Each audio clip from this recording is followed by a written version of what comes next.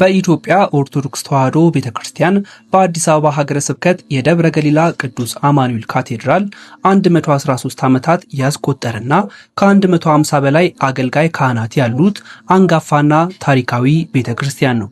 ካቴድራሉ በመሳለሚያ እህል በረንዳና በመርካቶ ገበያዎች በቅርብ ርቀት የሚገኝ ይሁን እንጂ በከተማችን እንዳሉ ገዳማትና አድባራት መልማት ሳይችል ቀደም ብሎ የነበረው መደበኛ ትምህርት ቤት ፈርሶ ቦታውም ዳዋ በቅሎበት ለዘመናት እንሰራለን በሚል የመሰረት ድንጋይ የተቀመጠ ግን መጀመር ሳይቻል ዘመናት አልፏል። ካቴድራላችን እጅግ በርካታ ሕዝበ ክርስቲያን የሚገለገልበት ነው።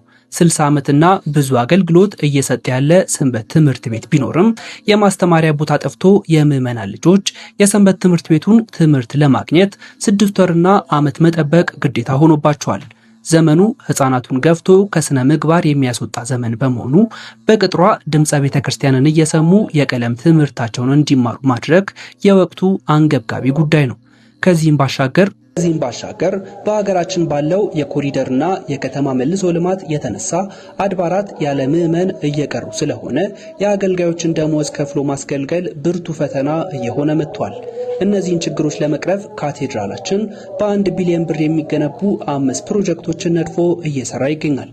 ከአምስቱ 4ቱም የትምህርት ተቋማት ናቸው። ሰንበት ትምህርት ቤት፣ ቅድመ መደበኛ ትምህርት ቤት፣ አንደኛ ደረጃ ትምህርት ቤት፣ ሁለተኛ ደረጃ ትምህርት ቤት እና ሁለገብ ህንፃ ይገኙበታል። እነዚህ ትውልድ የምንሰራባቸው ተቋማት ናቸው። በአሁኑ ሰዓት የሁላችንም አባት የሆነው የቅዱስ አማኑኤል ፈቃድ ሆኖ የመሬት ቁፋሮ አጠናቀንና የተወሰነ ብረት ገዝተን የመሰረት ስራ ለመጀመር በዝግጅት ላይ እንገኛለን። እንዲህ ያለን ግዙፍ ስራ በአጥቢያው ምዕመን አቅም ለማከናወን ከባድ ስለሆነ የቅዱስ አማኑኤል ልጆችና ወዳጆች ትደግፉን ዘንድ የሁላችንም አባት በሆነው በቅዱስ አማኑኤል ስም ልመናችንን እናቀርባለን። ሰው ከሌላው ፍጥረት የሚለየው ለትውልድ በማሰቡና ለማይኖርበት ዘመን የሚሆን ስራ በመስራቱ ነውና በዚህ የትውልድ መስሪያ ፕሮጀክት ስኬት ሁላችንም እንረባረብ። ስጦታችን ለቅዱስ አማኑኤል አባታችን።